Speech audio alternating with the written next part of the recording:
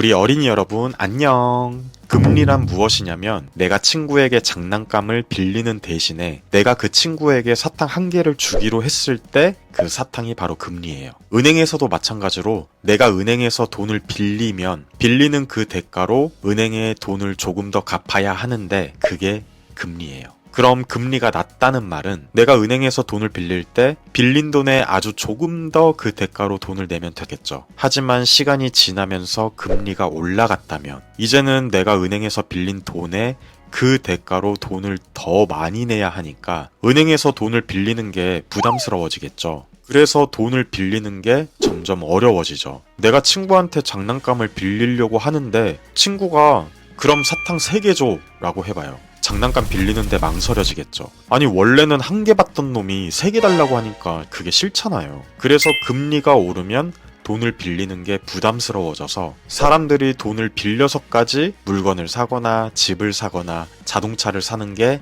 망설여지게 됩니다. 근데 여기서 금리가 오르면 좋은 점도 있어요. 내가 은행에 돈을 저축을 하면 은행에서 나에게 이자를 더 많이 줄 수 있거든요. 내가 은행에 돈을 맡기면 은행은 나한테 그 돈을 빌린 대가로 내 돈을 조금 더 늘려줘요. 금리가 오를 때 저축을 하면 내 돈이 더 빨리 불어나겠죠. 이제 돈을 현명하게 사용하는 법을 알게 됐죠. 금리가 낮을 땐 돈을 빌려서 쓰고 금리가 오르면 저축을 더 많이 해서 돈을 모으면 되는 거예요. 근데 여기서 궁금한 게 있어요. 왜 우리나라 한국은 미국이 금리를 올리면 그렇게 예민해질까요? 그 이유를 한번 알아보자고요. 미국은 세계에서 가장 큰 경제를 가진 나라입니다. 돈이 가장 많다고 생각을 하면 돼요. 그래서 미국에서 일어나는 일들이 전 세계에 영향을 미쳐요. 미국 금리가 오르면 사람들이 미국에 돈을 투자하고 싶어 해요. 사람들이 미국에 저축을 하고 싶어 하죠. 왜냐하면 이자를 더 많이 받을 수 있기 때문이에요. 그래서 한국에 있던 외국 투자자들이 돈을 미국으로 가져가게 돼요. 그럼 우리나라는 한국에 있던 외국 돈들이 빠져나가면 한국 경제는 어떻게 될까요?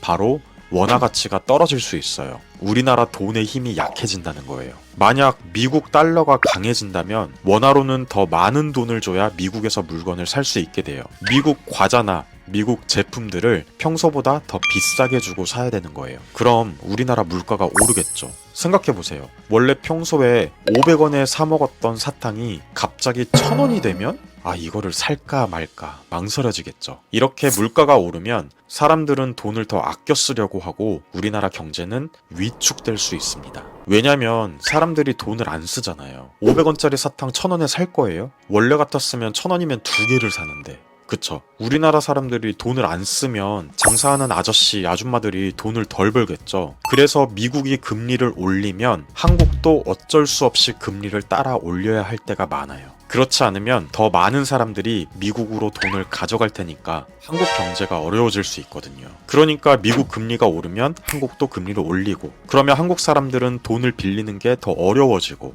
그래서 미국 금리가 올라가면 한국 경제도 영향을 받는 겁니다. 이제 금리가 뭔지, 금리가 오르면 무슨 일이 생기는지, 그리고 왜 미국 금리가 중요한지 알겠죠? 금리는 돈을 빌리거나 저축할 때 아주 중요한 역할을 합니다.